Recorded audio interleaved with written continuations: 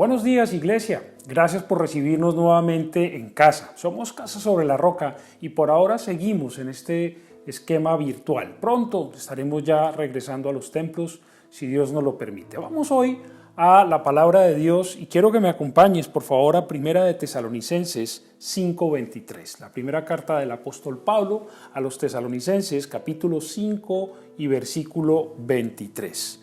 Búscalo allí rápido. Vamos a hablar hoy de un tema que nos viene, pero muy bien a todos en este tiempo, sé que nos va a servir. El Espíritu Santo me ha insistido mucho en este tema, entre varios que tenía para predicar hoy, y nos quiere hoy hablar Él porque necesita crecimiento de cada uno de nosotros como personas y de la iglesia en general como comunidad. Si ya tenemos allí primera carta de San Pablo a los Tesalonicenses, capítulo 5, versículo 23, quiero que me acompañen a leerlo juntos. Dice así: que Dios mismo, el Dios de paz, os santifique por completo y conserve todo vuestro ser, espíritu, alma y cuerpo, irreprochable para la venida de nuestro Señor Jesucristo. Padre, gracias por tu palabra. Yo te pido, Dios, Señor, te clamo que me uses, Señor, para comunicar tu palabra a cada uno de nosotros en la forma en que la necesitamos. Señor, tú sabes qué necesita cada uno de los que estamos escuchando esta predicación, de qué manera puedes impactar nuestro ser interior para que seamos más lo que tú anhelas que seamos, lo que tú has decidido que seamos. Te pido, Dios bendito, Señor, que sea comunicada tu verdad y ninguna mentira siga oponiéndose a ella. En el nombre de Jesús, amén y amén. El título de la predicación es Crecimiento Integral. Y no confundir que Casa sobre la Roca es una iglesia cristiana integral, porque creemos que nos movemos dentro de los rieles de la palabra de Dios, impulsados por el Espíritu Santo, con que debemos trabajar en cada una de las tres áreas que integran el ser humano. El ser humano bíblicamente, como lo acabamos de leer, está compuesto de tres elementos: espíritu, alma y cuerpo. He insistido mucho con este concepto, es un concepto básico de la teología integral. Nosotros somos trinitarios, creemos en un Dios trino y uno, y a la vez creemos que el ser humano fue creado por Dios a su imagen y semejanza. Tú eres una triunidad. Tú tienes espíritu, alma y cuerpo, no obstante eres una sola persona, una singularidad especial que Dios creó, que te vas a diferenciar del resto de los seres humanos que tenemos, igual que tú, espíritu, alma y cuerpo. Pero si me pones un poquito de atención, o le ponemos mejor un poquito de atención a la voluntad de Pablo escribiéndole a la iglesia de los tesalonicenses, dice que Dios mismo, el Dios de paz, os santifique por completo y conserve esos tres elementos, espíritu, alma y cuerpo, irreprochables para la venida de nuestro Señor Jesucristo. El verbo es muy importante cuando estamos analizando cosas a profundidad en la palabra de Dios. ¿Quién nos santifica? Dios. ¿A quiénes? A los seres humanos. ¿De qué manera? Por completo. Por completo, en cada una de estas tres áreas de nuestra vida, en cada uno de estos tres elementos de nuestra existencia, lo que somos espiritualmente, lo que somos anímica o psíquicamente y lo que somos fisiológica o físicamente. Pero dice aquí el verbo entonces es santificar. ¿Qué significa santificar? ¿Verdad? Porque vemos que os santifique por completo, que Dios os santifique por completo. Esto es para ti, esto es para nosotros. Tenemos que empezar a reclamar para nosotros las promesas que el Espíritu Santo dejó en su palabra y que al hacerlas vida, al vivirlas, al leerlas, al comprenderlas y al ponerlas en práctica, se cumplen si nosotros somos obedientes en nuestra vida. Las promesas de Dios siempre tienen una condición, las promesas de bendición siempre tienen una condición, y la promesa aquí de bendición es la santificación, el llegar a ser apartados, especiales para Dios, y en cada una de nuestras áreas. La palabra santificar es a veces mal entendida. Se piensa en ella como un concepto un poco que tiene que ver con esos estados de contemplación, una actitud de reverencia, y pues algo tiene que ver, y especialmente por lo que conocemos del Antiguo Testamento. Pero en el Nuevo Testamento, y lo vamos a ver ahora en el Antiguo y en el Nuevo Testamento, tienen una unidad de concepto, pero un propósito diferente. En el Antiguo Testamento, santificar lo encontramos desde el libro del Génesis, nomás en el segundo capítulo, en Génesis 2:3, dice: Dios bendijo el séptimo día y lo santificó porque ese día descansó de su obra creadora. Dios santificó el séptimo día cuando descansó de su obra creadora. Es un periodo de tiempo en el que Dios descansa. Y no es que Dios necesite parar, pero Él decide parar. Él es todopoderoso y decide parar para descansar de su obra creadora. ¿Qué hace? Separa ese día para algo especial. Elige ese día para algo especial. La palabra hebrea es Kadash. Dios, Kadash, separa, escoge ese día y lo reserva para Él. Es una elección soberana de Dios, es una escogencia de Dios. Hay que acostumbrarse a entender que Dios es absolutamente soberano y que Él puede escoger como Él quiere. En el Antiguo Testamento, Él, por ejemplo, santificó cosas. Y tenemos la historia en el Éxodo de Moisés, cuando Dios le dice que como señal de que lo envía a rescatar al pueblo, tire al suelo una vara que él tiene y la vara se convierte en una culebra. Y luego le dice: tómala por la cola, y la culebra vuelve a hacerse vara. Y a partir de ese momento en Éxodo ya no se habla más de la vara de Moisés, sino se habla de la vara de Dios. Dios santificó esa vara y con esa vara sucedieron las 10 señales para que el pueblo saliera, y con esa vara se abrió el mar, etcétera, etcétera. Santificó una cosa común y corriente, un palo, una vara.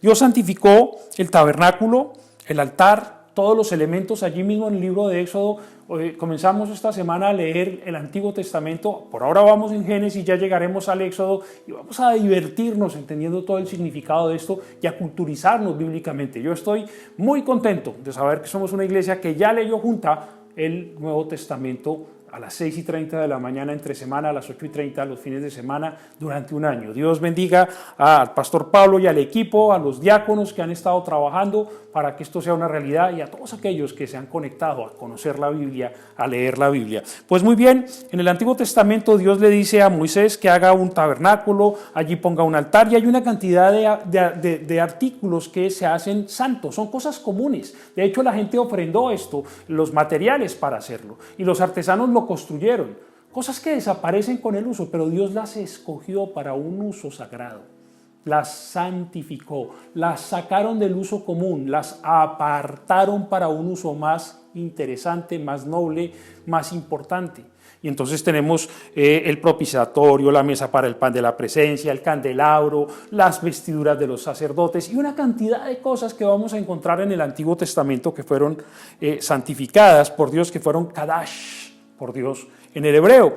Y también santifica a los animales para las ofrendas. Y entonces encontramos toros, novillos, corderos, pichones de paloma, que se santifican con un propósito sacrificial para que el pueblo pague por su pecado con la sangre de estos animales.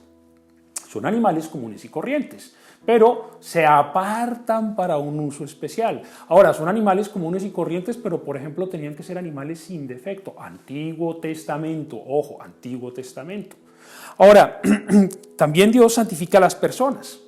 A Aarón y a sus hermanos, y a sus, hijos y a sus descendientes, Dios los apartó para el servicio sacerdotal.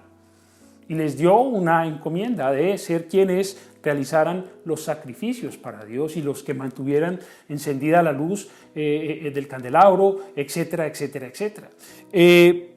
Luego podemos ir más adelante y nos encontramos con personajes que fueron dedicados a Dios. Eso es santificar, dedicar a, consagrar para.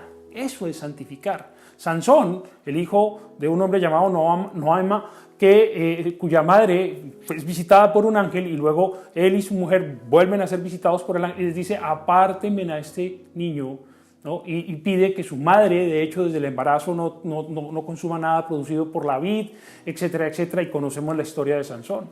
Más adelante tenemos la historia de Ana, la esposa de otro hombre que no podía tener hijos y que tiene un hijo, se lo pide al Señor, y se llama Samuel, porque el Señor me lo concedió. Y Samuel es consagrado al servicio en el templo.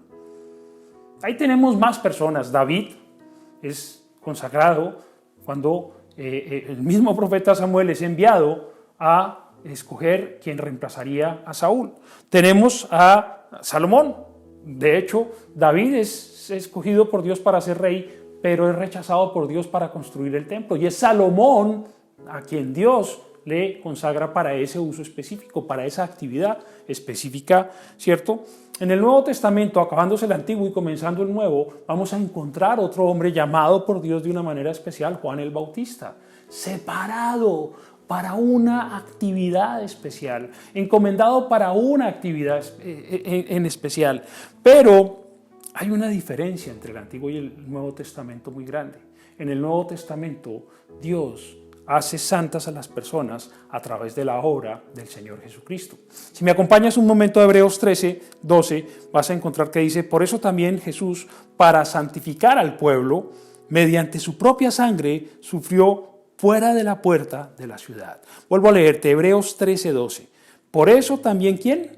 Jesús, para santificar, para sacar al pueblo, para ponerlo en un lugar especial, para usarlo, para que tenga un propósito especial, más que para usarlo, para que tenga un propósito especial, mediante su propia sangre, su muerte, sufrió fuera de la puerta de la ciudad. Tú y yo hemos sido santificados por la obra de Cristo Jesús en la cruz. ¿Y para qué propósito especial nos ha santificado Dios? Aquí ya el término está en hebreo, y el término es agiazo, del griego, perdón, está en griego, no en hebreo, hebreo en el Antiguo Testamento.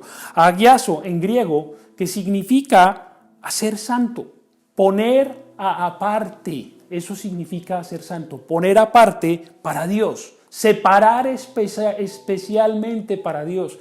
Quien acepta el sacrificio de Cristo Jesús en la cruz como su Señor y su Salvador, acepta ese sacrificio como el pago por su pecado, y acepta a Jesús como Señor y Salvador, inmediatamente es agiazado, es separado para algo muy especial, pasar la eternidad en la presencia de Dios y vivir una vida plena y abundante en la tierra, no exenta de dificultades, pero con la capacidad de ser santo.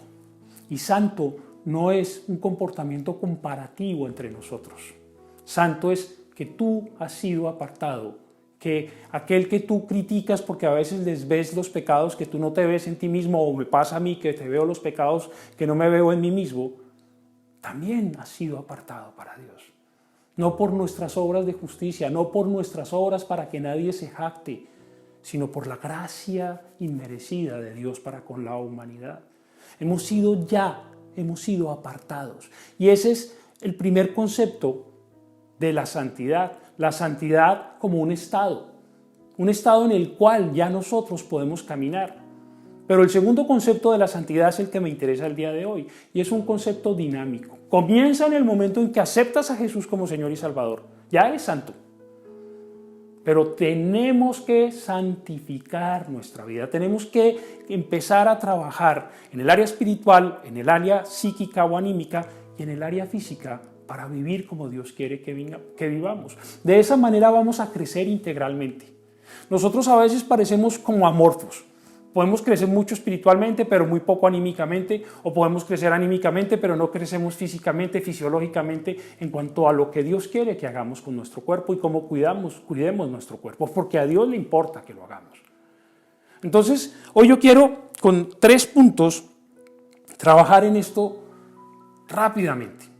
No es fácil en tan corto espacio de tiempo hablar de manera integral sobre la santificación espiritual, anímica y física, pero vamos a intentarlo. Acompáñame por favor al primer punto, la santificación espiritual. ¿Qué es la santificación espiritual? Tu espíritu es parte de tu cuerpo, pero tu espíritu no anda por un lado, de tu ser, pero tu espíritu no anda por un lado, tu alma por otro lado y tu cuerpo por otro lado. Todos estamos con nuestros 3 componentes integrados juntos.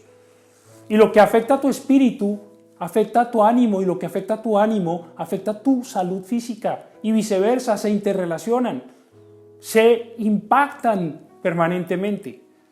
Y yo estoy viendo que nosotros los cristianos tenemos mucha atrofia en el crecimiento porque no cuidamos integralmente nuestra santificación espiritual, anímica y corporal. Y hoy quiero entonces que veamos un poco cómo es esto de santificar por completo nuestro espíritu. Como veíamos en 1 Tesalonicenses 5:23, que el Dios mismo, el Dios de ¿qué? De paz, santifique por completo tu espíritu, ¿vale? Tengo que regresar a un concepto para este tema de la santificación espiritual. Lo primero que tenemos que entender es qué es la parte, ese componente espiritual que tenemos nosotros como seres humanos. Que Dios, en su infinita sabiduría, quiso que el ser humano fuera el único ser vivo de la creación que tuviera espíritu, para que pueda tener la certeza de que existe un Dios, para que pueda acercarse y buscar a Dios, para que desee conocer a ese Dios, para que tenga una idea de trascendencia después de la vida, para que esto no sea solamente comamos y bebamos que mañana moriremos. Y entonces, la mejor manera de entender esto nos la dio el propio Señor Jesucristo, con un hombre que conocía mucha teología.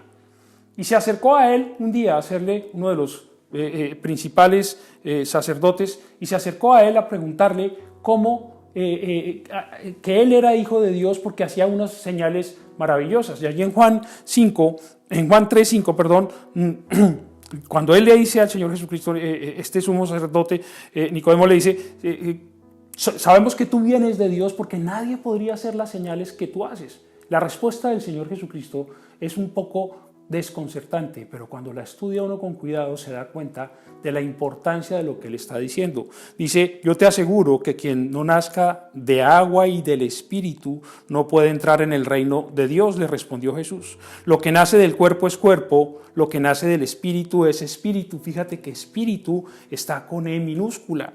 No te sorprendas de que te haya dicho, tenéis que nacer de nuevo. El viento sopla por donde quiera y lo oyes silbar aunque ignoras de dónde viene y a dónde va. Lo mismo pasa con todo el que nace del Espíritu.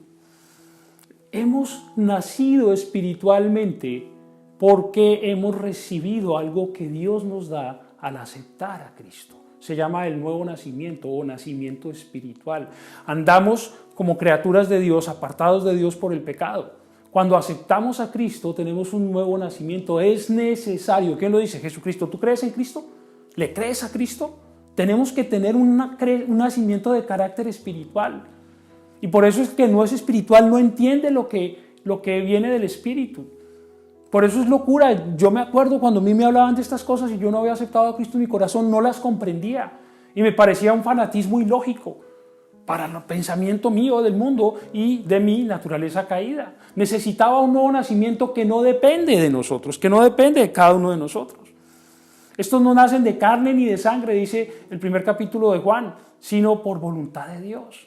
Y entonces nosotros, dice 1 Corintios 2:12, no hemos recibido, 1 Corintios 2:12, no hemos recibido el Espíritu, fíjate otra vez que está con E minúscula, el Espíritu del ser humano ahí, sino el Espíritu que procede de Dios para que entendamos lo que por su gracia Él nos ha concedido. Esto es precisamente de lo que hablamos, no con las palabras que enseña la sabiduría humana, sino con las que enseña el Espíritu, de modo que expresamos verdades espirituales en términos espirituales. El que no tiene el Espíritu no acepta lo que procede del Espíritu de Dios, pues para él es locura. No puede entenderlo porque hay que discernirlo espiritualmente. El que no tiene el Espíritu no acepta lo que procede del Espíritu. No lo acepta, no lo puede entender, hay que discernirlo espiritualmente. Tú puedes ahora entender estas cosas. Tú has aceptado a Jesús como Señor y Salvador. Si no lo has hecho, hoy al final de esta charla vamos a hacer una decisión por Cristo, para que nazcas espiritualmente y empieces a comprender estas cosas. Ese nacimiento espiritual se da en un instante, ¿vale? Eso es la conversión, pero la santificación en el sentido dinámico de la doctrina va a tomarnos el resto de nuestra vida hasta que lleguemos a la presencia del Señor. Pero tenemos que crecer espiritualmente, tenemos que seguir, ¿cierto? Creciendo. Y como nos cuesta trabajo, como Dios sabe que a nosotros, aún habiendo nacido de nuevo, nos va a costar trabajo, el Señor Jesucristo, antes de ir al cielo, nos dejó algo que quiero que te lo apropies hoy. Yo me lo he apropiado y yo digo, Señor, no hay cosa que yo no pueda comprender si tú me lo quieres revelar. Y si no me lo quieres revelar es porque no me conviene entenderlo, pero lo voy a obedecer. ¿Y cómo tengo certeza de eso? Porque el Espíritu Santo le habla a mi espíritu de manera que yo ni siquiera logro entender, para que yo entienda las cosas de Dios, para que yo las acepte, para que tenga convicción, para que tenga fe, para que tenga alegría de saber que tengo un Dios, Padre en el cielo, que me ama.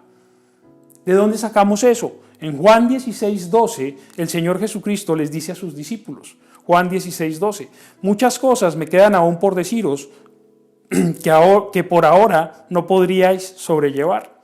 Pero cuando venga el Espíritu de la verdad, Él los guiará a toda la verdad, porque no hablará por su propia cuenta, sino que dirá solo lo que oiga y os anunciará las cosas por venir. El Espíritu Santo de Dios nos guía a la verdad. Y en la medida en que tú decides espiritualmente, ¿dónde está tu espíritu? En tu interior, dentro de ti. Ese que te hace pensar, exclamar cuando estás ante un peligro de muerte, ¡ay, Dios mío! Cuando no tienes salida, ¡Dios mío!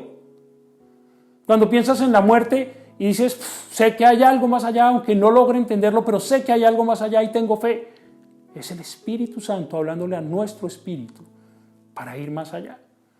Pero el Espíritu Santo nos da a conocer la verdad. Cuando Él venga, el Espíritu nos guía a toda verdad. Espiritualmente, cuando tú lees la palabra de Dios, cuando tú obedeces la palabra de Dios, cuando tú reflexionas en la palabra de Dios, tu espíritu crece.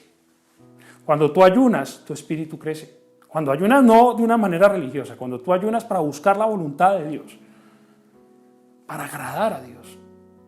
Cada vez que obedeces a Dios, cada vez que obedecemos a Dios, crecemos espiritualmente. ¿Dónde se ve la madurez espiritual de las personas? En su comportamiento. Pero ojo, porque el comportamiento va a depender del espíritu.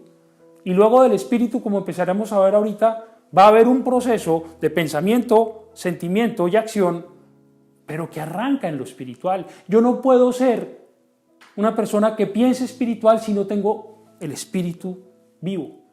Y para tener el espíritu vivo he necesitado recibir a Cristo. Recibiste a Cristo, dice esta palabra, que ahora el Espíritu Santo te guía a toda la verdad. Y lo puedes comprender. Y lo puedes comprender. Rompe en tu cabeza con este paradigma mentiroso. Yo no puedo entender las cosas de Dios. Falso. Falso. No vas a poder comprender todas las cosas de Dios. Porque no somos Dios. Porque Él es el gigante.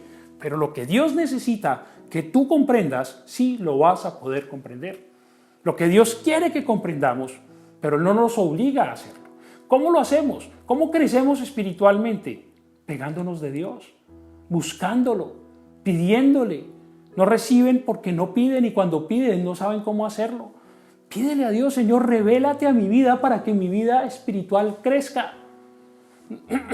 Mucha gente cree que son disciplinas religiosas. No, son disciplinas espirituales, de cercanía, de confianza, de quedarse absorto delante de la presencia del Dios magnífico que te da audiencia cada vez que tú quieres, de darle gracias por tu vida, de darle gracias por lo que tú has podido crecer, hacer, aprender por cada situación de tu vida, por darle gracias porque un día vas a morir y vas a ir a la presencia de Dios.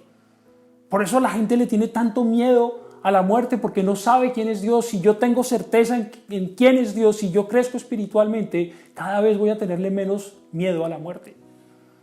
Porque la Biblia dice que la muerte no es más que un paso para llegar a la presencia de Dios. Pablo lo tenía claro, decía, ¿qué hago? Prefiero morir e irme con el Señor, pero como quiero compartir la palabra de Dios, me quedo en esta tierra. Lo estoy parafraseando mal y rápido. Lo tenía claro, Pablo creció espiritualmente. Un día él perseguía a la iglesia de Jesucristo, un día él odiaba a los cristianos, pero tuvo un encuentro personal con Jesucristo. Esa es mi oración, que nosotros tengamos un encuentro personal con Jesucristo y nuestro espíritu crezca. Y vamos entonces al segundo punto, la santificación anímica. Acuérdate, hemos sido santificados ya, pero tenemos que crecer en acercarnos más a Dios, en ser elegidos de Dios desde el punto de vista espiritual. que tú entiendas que eres especial y único, le importas a Dios, Él se preocupa a diario por ti, Él está pensando en ti, a toda hora, Él es omnipotente. Y Él anhela que cada día estemos más cerquita de Él, más descansando en Él, más obedeciéndolo a Él, más queriendo corregirnos para agradarlo a Él, más adorándolo por lo que Él es y no tanto por lo que nos da. Eso es crecimiento espiritual.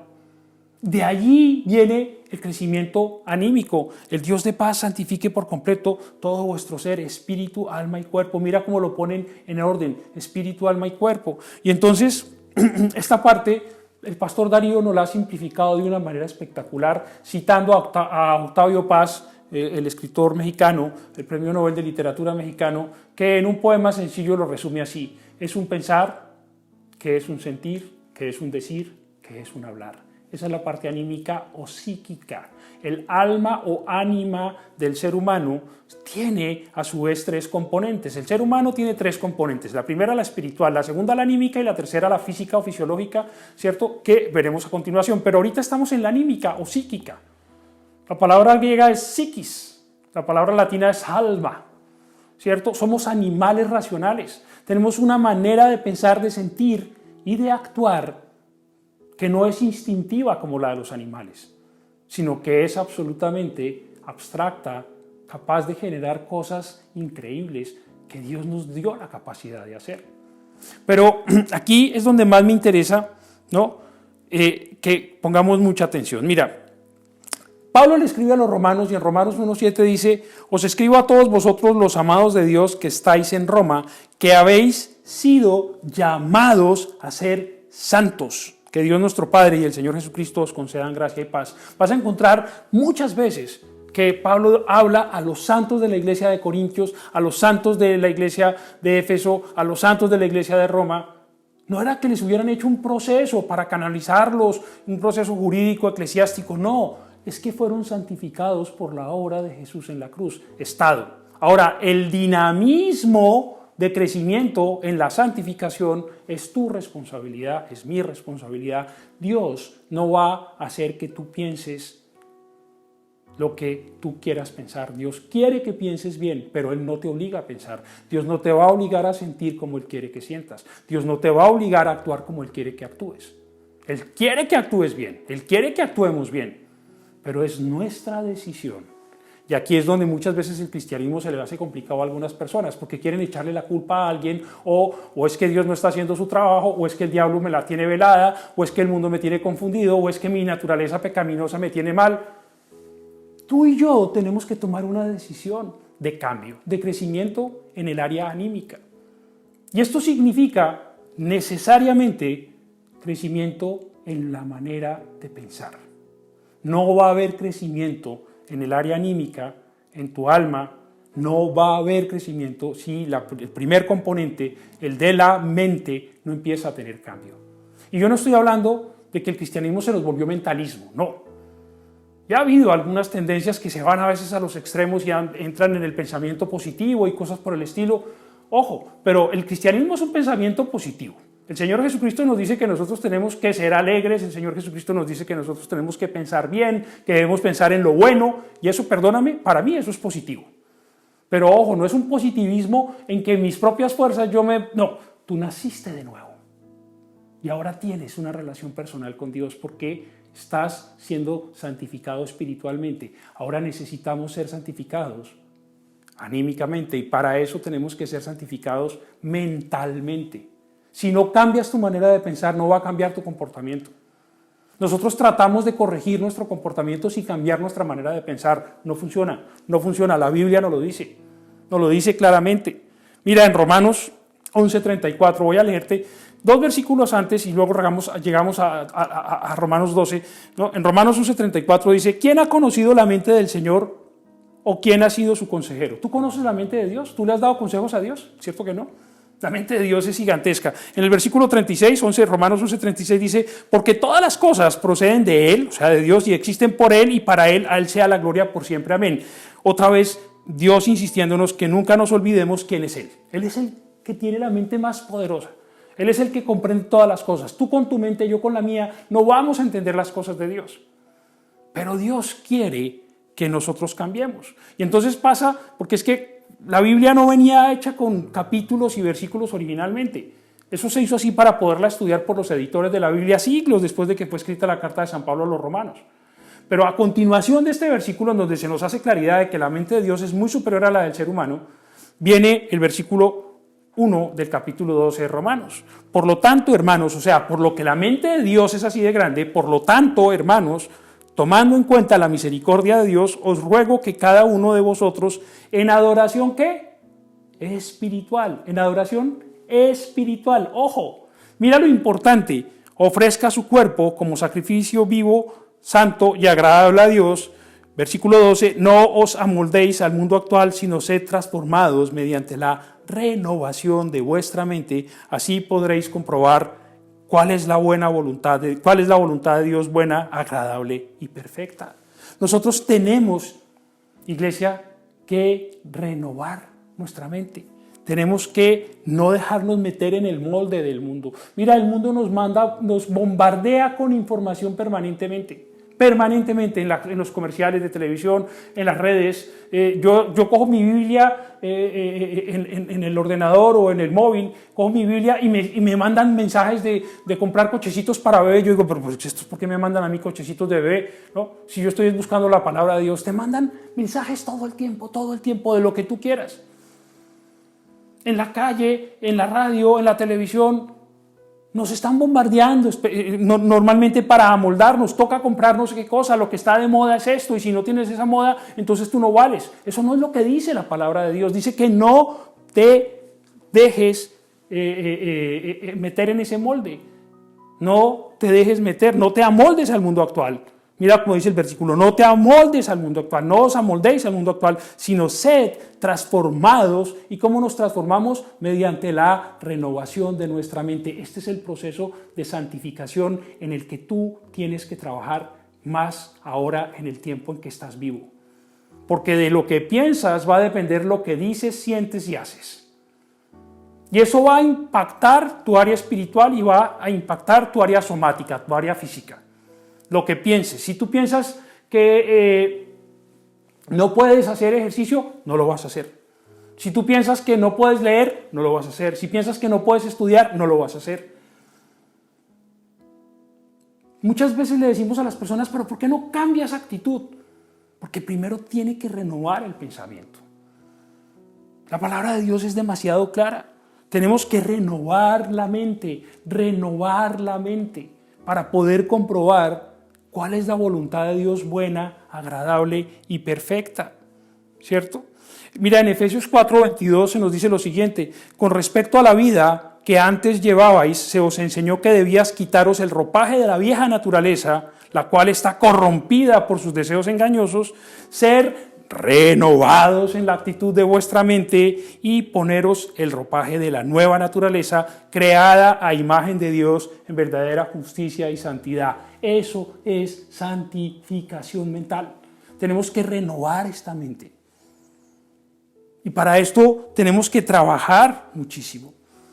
Muchas veces queremos cambiar, pero no podemos cambiar. ¿Sabes por qué? Porque no cambiamos el pensamiento. El pensamiento cambia el comportamiento, no al contrario.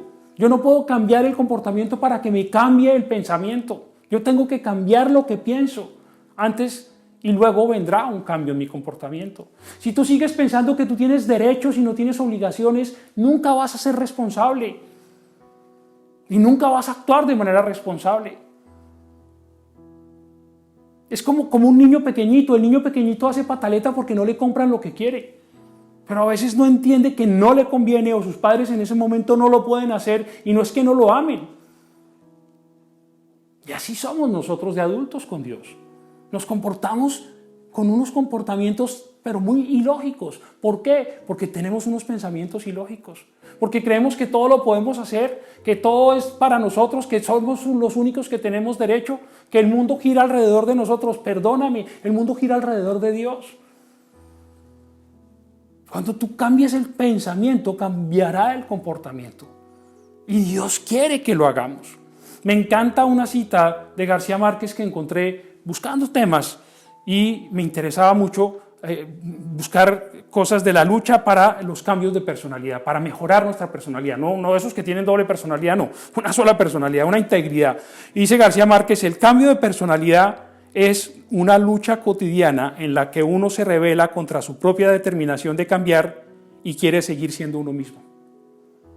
Mira qué buen análisis. El cambio de personalidad es una lucha cotidiana. Aún los que no tienen a Cristo quieren mejorar su personalidad.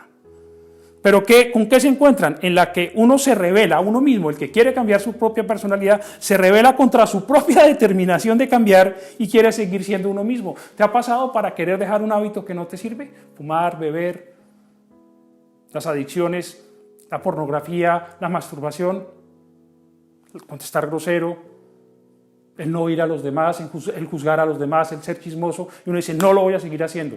Pero nuestra propia personalidad se rebela contra nosotros mismos. Parece que García Márquez hubiera leído el capítulo 7 de Romanos, que no me da tiempo ahora de revisarlo, pero quiero que lo busques de pronto y lo revises hoy. Pero eso, ahí se quedaba García Márquez en un análisis humano, absolutamente real, me parece, pero lapidaria esa reflexión. Nosotros mismos nos negamos a querer cambiar. Nuestro propio yo interior, nuestra naturaleza, el viejo hombre, como lo quieras llamar, se rebela. Pero el Señor nos da la salida. En 2 de Corintios 10:5, este es un versículo que hay que aprenderse de memoria, pero para ponerlo en práctica. Destruimos argumentos y toda altivez que se levanta contra el conocimiento de Dios y llevamos cautivo todo pensamiento para que se someta a Cristo. Nosotros tenemos que tomar una actitud activa, perdónenme la redundancia, lo hago a propósito. No podemos seguir siendo pasivos con nuestros pensamientos, tenemos que decidir ser activos. ¿Qué estamos pensando? Tienes que pensar en qué estás pensando. Y si sus pensamientos no son como lo que la palabra de Dios nos dice, son mentira. Todo pensamiento que esté en contra de la palabra de Dios es mentira y lleva al pecado. Si tú piensas la mentira, vas a terminar sintiendo el deseo de hacer la mentira y haciendo la mentira.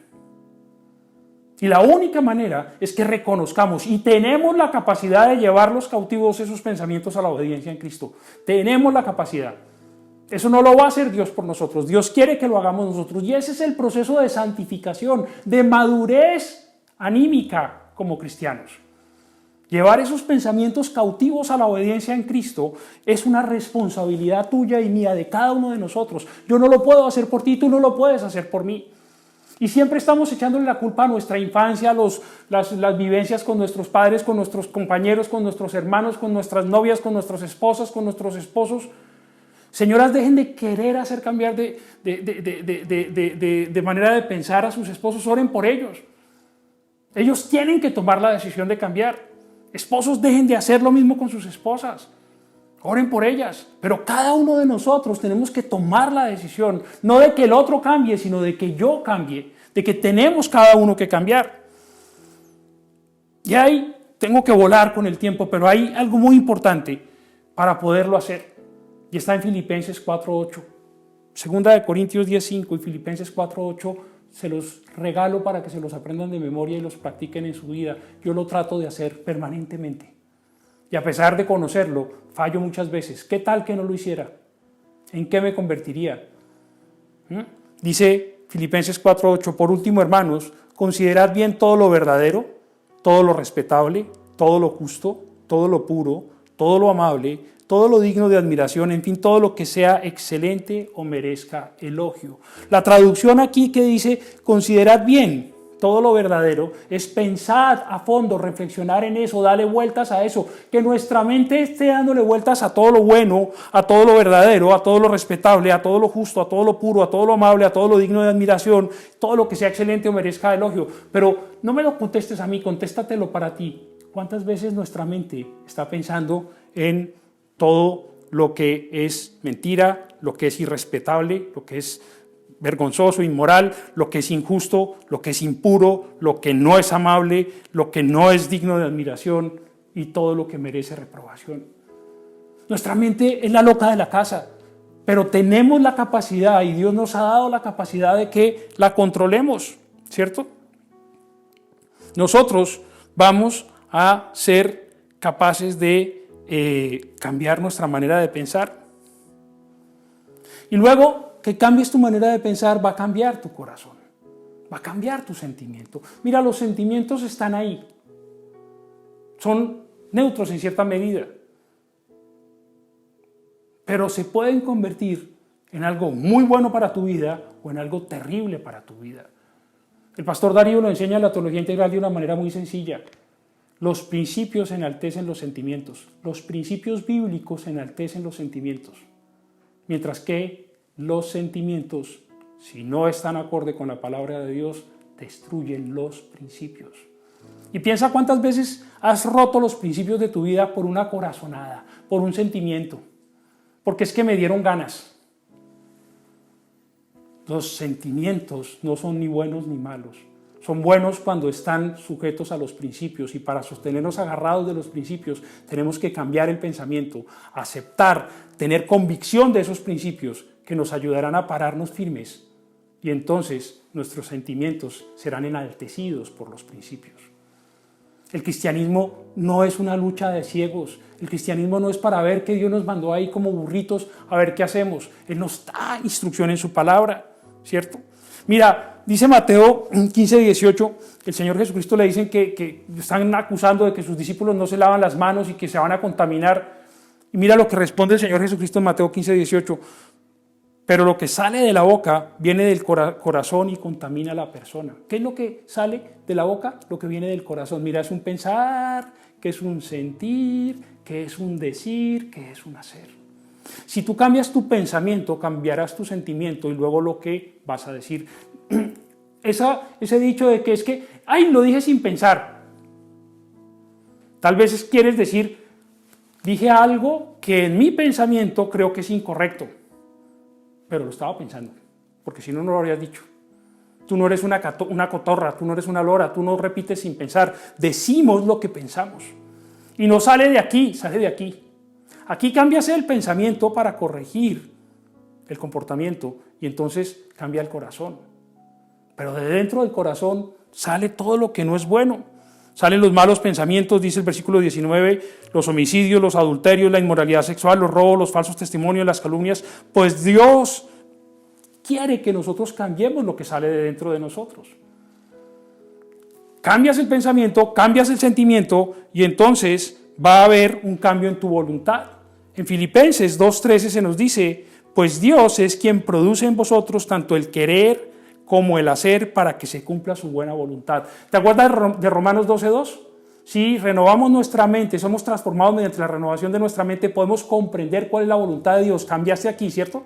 La voluntad de Dios es buena, agradable y perfecta. Aquí se nos está diciendo que Dios pone en nosotros tanto el querer como el hacer para que se cumpla, ya no para saber que es buena, sino para que se cumpla su buena voluntad. Mira cómo se juntan los conceptos bíblicos. Nosotros tenemos que revisar nuestra conducta. Proverbios 21:29 nos dice, el malvado es inflexible en sus decisiones, el justo examina su propia conducta. Entonces ya no podemos seguir diciendo, es que yo no sé por qué hice eso, es que yo no quería, pero me pasó. Tenemos que empezar a cambiar el pensamiento para que haya un cambio de sentimiento y se refleje en la conducta. Cuando nos equivocamos en la conducta, y te tengo una mala noticia, todos nos equivocamos y vamos a seguir equivocándonos cada vez menos en la medida que seamos más juiciosos en saber que crecemos espiritualmente, cambia el pensamiento, cambia el sentimiento, cambia la conducta. Y entonces se está cumpliendo esa santificación del espíritu, del alma y finalmente la santificación física. En Romanos 12:1, lo leíamos hace un momento, dice, por lo tanto, hermanos, tomando en cuenta la misericordia de Dios, os ruego que cada uno de vosotros en adoración espiritual ofrezca ¿qué? Su cuerpo como sacrificio vivo, santo y agradable a Dios. Dios quiere que con nuestro cuerpo nosotros lo adoremos. Y ese sacrificio no es que nos demos fuete, que nos castiguemos, que subamos de rodillas una montaña para ver si así agradamos a Dios. No, es que podamos dominar los apetitos de nuestro cuerpo. El Señor Jesucristo nos advierte en Mateo 26:41, estad alerta, llorad para no caer en tentación. Estad alerta, llorad para no caer en tentación. El espíritu está dispuesto, pero el cuerpo es débil. Y nuestra naturaleza pecaminosa nos lleva nos jala hacia lo que vamos a hacer, pero eso viene primero del proceso que acabamos de analizar: mente, emociones y voluntad, finalmente cuerpo. Nuestras tentaciones no son externas, nuestras tentaciones son internas. Siempre le echamos la culpa a que alguien me mostró, a que alguien me dijo, a que vi. No, ¿qué hiciste con ese pensamiento en tu mente? ¿Qué hiciste? ¿A dónde lo llevaste? A tu corazón. ¿Y qué terminó determinando tu conducta? Nosotros tenemos que cuidar el cuerpo. Dice 1 Corintios 6:13. Los alimentos son para el estómago y el estómago para los alimentos. Así es, y Dios los destruirá a ambos. Pero el cuerpo no es para la inmoralidad sexual, sino para el Señor, y el Señor para el cuerpo. Entonces el cuerpo no es para la inmoralidad sexual. Con su poder Dios resucitó al Señor y nos resucitará también a nosotros. ¿No sabéis que vuestros cuerpos son miembros de Cristo mismo? ¿Tomaré acaso los miembros de Cristo para unirlos con una prostituta? Jamás. ¿No sabéis que el que se une a una prostituta se hace un solo cuerpo con ella? Pues la Escritura dice: los dos llegarán a ser un solo cuerpo. Pero el que se une al Señor se hace uno con Él en espíritu. Huyan de la inmoralidad sexual. Todos los demás pecados que una persona cometa quedan fuera de su cuerpo, pero el que comete inmoralidades sexuales peca contra su propio cuerpo. ¿Acaso no sabéis que vuestro cuerpo es templo del Espíritu Santo, quien está en vosotros y que habéis recibido de parte de Dios? No sois vosotros vuestros propios dueños, fuisteis comprados por un precio, por tanto, honrad con vuestro cuerpo a Dios. Entonces, nosotros, nuestra parte fisiológica, tenemos que cuidarla. Nuestro cuerpo es templo del Espíritu Santo. Y ahí se habla de la inmoralidad sexual, pero en la palabra de Dios también se nos dice que debemos alimentarnos correctamente, que debemos dormir para que nuestro cuerpo descanse, que debemos hacer ejercicio, que es templo de Dios. Algunos tienen basílicas en vez de templo de Dios. Otros tienen unos cuerpos ahí todos palúdicos porque nunca hacen nada. Tenemos que cuidarnos. Cuando vienen las enfermedades, a veces decimos: pero Dios, ¿por qué permite eso? Y en un cristiano, pero si miramos cuál ha sido el comportamiento del cristiano con su cuerpo durante muchos años, antes ese cuerpo ha aguantado mucho. El cuerpo necesita ser cuidado, alimentado, necesita descanso, necesita ser tratado con respeto, necesita relax, necesita diversión, necesita afecto. El cuerpo humano necesita afecto, caricias, abrazos, pero no lo hacemos. Sé que metí demasiadas cosas en cuanto a la santificación para una predicación. Tal vez Dios me permita desarrollar más cada uno de estos conceptos hacia adelante, pero espero que hoy Dios te esté motivando a que pienses qué estás haciendo con tu espíritu, con tu alma y con tu cuerpo. ¿Lo estás santificando? ¿Lo estás apartando? Dios te eligió el espíritu, el alma y el cuerpo. No un pedacito, no solo el espíritu, no solo el alma o la mente o las emociones o la voluntad o una pierna o el corazón. No, todo tu ser, todo tu cuerpo. Tenemos que cuidarnos, iglesia, tenemos que alimentarnos. Este concepto es básico en la teología integral de nuestra iglesia, es básico en la palabra de Dios. El Señor quiere que prosperemos en cada uno de los elementos de nuestra vida, que prosperemos en el área espiritual, en el área psíquica y en el área física. Es mi oración que hoy Dios te ayude a reflexionar cómo estás cuidando el crecimiento de ser apartado, elegido para algo sagrado, para vivir en la presencia de Dios por la eternidad, para que con tu vida, con tu espíritu, tu alma y tu cuerpo, lleves el mensaje del Evangelio a otras personas, para que un día te presentes delante del Señor y Él te diga: bien hecho, siervo bueno y fiel, cuidaste lo que te di, cuidaste tu vida, cuidaste tu espíritu, tu mente, tus emociones, tu voluntad, lo que hablaste, y cuidaste tu salud física. En lo poco has sido fiel, sobre mucho te pondré, ven a disfrutar la gloria de tu Señor. Vamos a orar. Padre, te doy gracias por tu palabra. Te pido, Dios bendito, que nos ayudes, Señor, a ser cristianos integrales, a ser cristianos del siglo XXI, Señor, a poder profundizar estos conceptos. Te pido que esta iglesia crezca cada día más en buscarte, Señor, para que seamos cada día más gente que vive en santidad, que piensa santo, que siente santo, que actúa santo, Señor. Gente que se disfruta en estar en tu presencia. Gente, Señor, que cuida su salud, que se alimenta, que hace ejercicio, Señor, que descansa, que no utiliza su cuerpo para cosas que te desagradan, Dios bendito, Señor, y que nos hacen daño, que nos destruyen. Señor, sabemos, Padre bendito, que un día tú resucitarás a todos los muertos, Señor, y nos darás un cuerpo glorificado, pero nos vas a pedir cuentas de lo que hemos hecho con nuestro espíritu, con nuestra alma y con nuestro cuerpo. Hoy queremos, Señor, estar más pegaditos de ti, y yo quiero darte gracias, Señor, porque tú nos has elegido, tú nos has apartado para ti, tú nos has santificado con un propósito precioso, eterno, profundo. Ayúdanos a descubrirlo y a vivirlo cada día en nuestra vida cotidiana, en el nombre de Jesús. Amén y amén. Muy bien, no sé si sea la primera vez que escuchas una predicación. Para tener ese nuevo nacimiento espiritual, quiero invitarte a que aceptes a Jesús como tu Señor y Salvador. ¿Cómo lo haces? Muy sencillo. Dice Romanos 10 que si confiesas con tu boca, creyendo en el corazón que Jesús es el Señor, serás salvo. Nacerás de nuevo. ¿Por qué no me acompañas a hacer una oración para que le entregues tu vida a Cristo? Dile así: Señor Jesucristo, anda, díselo, Señor Jesucristo, yo te necesito. Hoy vengo a ti y confieso que he pecado de muchas maneras. Y hoy confieso que tu bendita sangre me limpia completamente de todos mis pecados. Mi pasado queda atrás porque tú me das un nuevo nacimiento, haciendo de mí una nueva criatura. Por eso abro mi corazón. Jesús, te invito a entrar en mi vida y te pido que a partir de hoy seas el Señor y el Salvador de mi vida. Guíame con tu Espíritu Santo. Y yo te doy gracias, Padre, en el nombre de Jesús. Amén y amén. Vale, vamos ahora a tomar la cena. Vamos a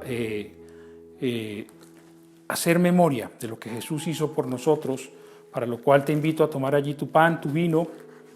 Si hiciste esta oración que acabamos de hacer, quiero animarte a que te pongas en contacto con los teléfonos que aparecen en pantalla para que puedas crecer espiritualmente, para que crezcas en esa santificación que el Señor tiene para ti. Tomemos el pan, el vino en familia, hagámoslo para recordar lo que Cristo Jesús hizo por nosotros. Él nos santificó precisamente con su cuerpo y su sangre, y es lo que recordamos ahora al tomar el pan y el vino. Yo recibí del Señor lo mismo que os transmití a vosotros, que el Señor Jesús, la noche en que fue traicionado, tomó pan, y después de dar gracias lo partió y dijo: este pan es mi cuerpo que por vosotros entrego, haced esto en memoria de mí. De la misma manera, después de cenar, tomó la copa y dijo: esta copa es el nuevo pacto en mi sangre, haced esto cada vez que bebáis de ella en memoria de mí. Porque cada vez que coméis este pan y bebéis de esta copa, proclamáis la muerte del Señor hasta que Él venga. Padre, hoy te damos gracias por el pan, símbolo del esfuerzo, del trabajo humano, que representa tu cuerpo molido por nuestros pecados en la cruz. Te pedimos, Dios bendito, Señor, que nunca olvidemos cómo sobre ti recayó el castigo precio de nuestra paz, y por eso te damos gracias. Y en el vino, Señor, hoy recordamos tu sangre, Señor, el fruto de la uva en nuestras copas nos permite hacer memoria que tú derramaste tu sangre, tu vida, como acabamos de ver, declara allí Hebreos 13, para santificarnos, Señor. Fuiste, Señor, tú quien fue sacrificado para que nosotros fuésemos santificados. Por eso hoy recibimos, Señor, de ti esta bendición, dándote gracias, Padre, en el nombre de Jesús. Amén y amén.